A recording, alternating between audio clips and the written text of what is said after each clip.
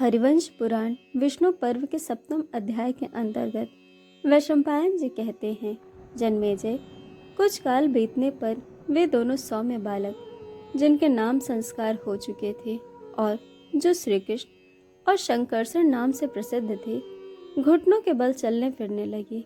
बचपन से ही वो दोनों बच्चे एक दूसरे के अंतर्भूत से होकर एक को प्राप्त हो गए थे। ऐसा जान पड़ता था कि ये दोनों एक ही शरीर धारण करते हैं।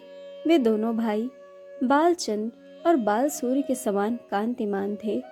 वे दोनों मानो एक ही सांचे के ढले हों अथवा अभिन्न और जन्म रहित थे। एक से सैया, आसन और भोजन का उपयोग करते थे, एक समान वेश धारण करते थे और एक ही शिशु व्रत का पालन करने वाले थे। वे एक ही कार्य में संलग्न थे और एक ही शरीर के दो भाग से प्रतीत होते थे। उनकी दिनचर्या एक सी थी। वे महापराक्रमी बालक एक ही पिता के शिशु थे। लोगों की दृष्टि में वे एक जैसे कद्र के थे। उन्होंने देवताओं के दुष्ट दमन और धर्म स्थापन रूप सिद्धांत के पालने के लिए मानव शरीर ग्रहण किया था। वे संपूर्ण जगत के संरक्षक होकर भी गोप बालक बन गए थे। वे दोनों भाई एक दूसरे से मिली हुई क्रीड़ाएं द्वारा सुशोभित होते थे, जैसे आकाश में चंद्रमा और सूर्य एक दूसरे की किरणों में बंधकर एक साथ हो गए हों। उन दोनों की भुजाएं सर्पों के शरीर के समान जान पड़ती थीं। वे उनके द्वारा सब ओर चलते फिरते और सरकते थे। उस समय धूल से भरे हुए शरीर वाले वो दोनों भाई दर्प भरे हो दो हस्त शावकों के समान शोभा पाते थे। कहीं तो उनके दीप्तिमान अंगों में राख लिपट जाती और कहीं वे करसी से नहा उठते थे।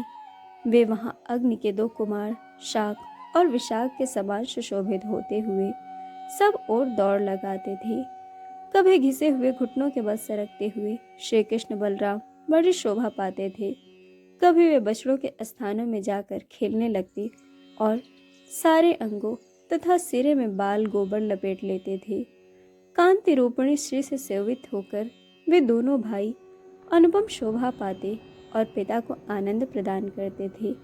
कभी कभी बाल स्वभाववश किसी किसी के विपरीत कार्य कर बैठते और जोर जोर से हंसने लगते। वे सदा क्रीड़ा कौतूहल में ही लगे रहते थे। उनके सिर के घुंघराले बाल नेत्रों पर लटक कर उन्हें व्याकुल एवं चंचल कर देते थे। उन दोनों के मुख चंद्रमा के समान सुंदर थे, अतः वे सुकुमार बालक बड़े सुहावने लगते थे। वे क्रीड़ा में ही आसक्त हो सारे व्रज में विचरते रहते थे। उन दोनों अत्यंत मत वाले बालकों को सर्वत्र जाते देखकर भी नंद गोप रख नहीं पाते थे। तब एक दिन यशोदा मैया अत्यंत कुपित हो कमल नयन श्री कृष्ण को एक गाड़ी के पास ले जाकर बारंबार डांटने फटकारने लगी। इतना ही नहीं, उन्होंने उनके पेट और कमर में रस्सी बांधकर उस रस्सी को ओखली में रख दिया और कहा, अब जा सको तो जाओ। इतना कहकर वह घर के काम धंधों में लग गई। यशोदा के कार्य में तत्पर ही लाला कन्हैया बाल लीला करते और ब्रज के लोगों को विस्मय में डालते हुए आंगन से निकले। वह ओखली को घसीटते हुए वन की ओर चले गए। मार्ग में एक साथ उत्पन्न हुए दो अर्जुन के वृक्ष थे, बहुत बड़े हो गए थे। कन्हैया अपनी ओखली को खींचते हुए उन्हीं दोनों वृक्षों के बीच होकर निकले। खींचते हुए कन्हैया के उधर से बंधी हुई वह ओखली टेढ़ी होकर उन दोनों अर्जुन वृक्षों की जड़ में जा लगी और वहीं अटक गई। फिर तो उन्होंने उन वृक्षों सहित ओखली को जोर से खींचा।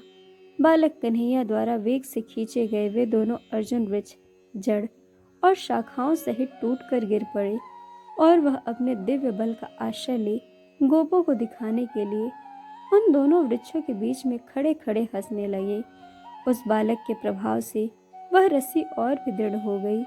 यमुना तीर के मार्ग पर खड़ी हुई गोपियों ने जब बाल श्री कृष्ण की उस अवस्था में देखा, तब वह आश्चर्यचकित हो करुण क्रंदन करती हुई यशोदा जी के पास गई। उन सब के मुख पर घबराहट छाई हुई थी। उन गोप गन्नाओं ने यशोदा से कहा, यशोदा जी, वेग से आओ, आओ। संप्रभ के कारण तुम विलंब क्यों करती हो? ब्रज में वे जो दोनों अर्जुन वृक्ष थे, जहाँ हमारी प्रत्येक याचना और मनौती सफल होती थी, वो दोनों वृक्ष तुम्हारे पुत्र के ऊपर गिर पड़े, जैसे बंधा हुआ बछड़ा हो, उसी प्रकार उधर से मजबूत रस्सी में बंधा हुआ तुम्हारा वह बालक उन वृक्षों के बीच में खड़ा खड़ा हंस रहा था। अपने को पंडित मानने वाली मूढ़ दुर्बुद्धि यशोदे, उठो, चलो हमारे साथ और जीवित पुत्र को, जो मानो मौत के मुख से बचकर निकला है, घर ले आओ। यशोदा भयभीत हो सहसा उठी और हाहाकार करती हुई उस स्थान पर गई जहां उनके लाल ने उन दोनों वृक्षों को धराशायी कर दिया था। उसने अपने पूत को उन दोनों वृक्षों के बीच में खड़ा देखा, जो रस्सी से पेट में बंधी हुई ओखली को अपनी ओर खींच रहा था।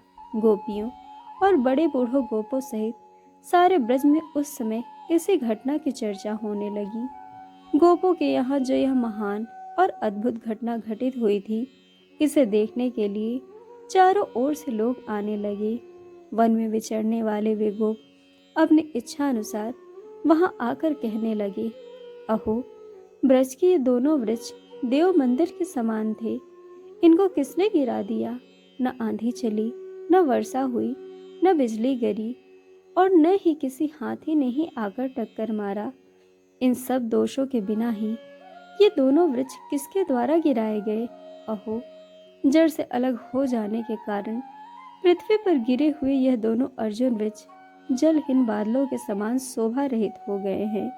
नंदगोप, ये दोनों वृक्ष इस गोष्ठ में लगाए गए थे और समस्त घोषवासियों का कल्याण करते थे, तो आज इस अवस्था में पहुंचकर भी ये दोनों आप पर भी प्रसन्न ही हैं, जिससे विशाल होने पर भी इन वृक्षों ने पृथ्वी पर गिरते समय तुम्हारे बालक को जीवित छोड़ दिया है।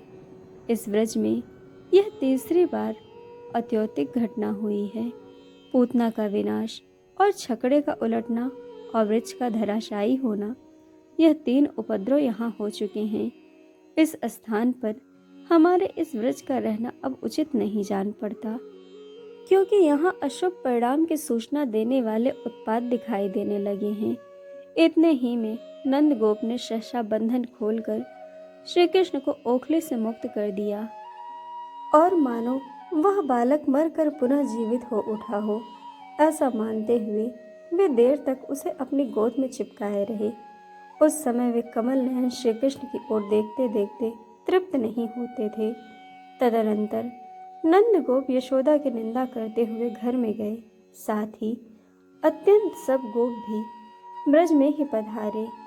उस दिन अर्थात रस्सी के उदर में बांधे जाने के कारण श्री कृष्ण का नाम दामोदर हो गया। ब्रज में गोपियां उसी नाम से उनके लीलाओं का गान करने लगी।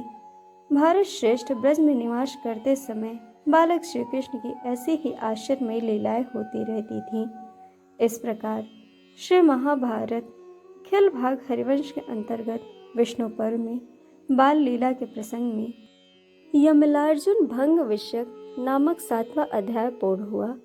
दोस्तों, कथा आपको कैसी लगी यह हमें कमेंट करके जरूर बताइएगा और चैनल को सब्सक्राइब, वीडियो को लाइक शेयर करना बिल्कुल मत भूलिएगा। वीडियो देखने के लिए आप सभी का बहुत बहुत धन्यवाद। जल्द मिलेंगे कथा के अगले अध्याय के साथ।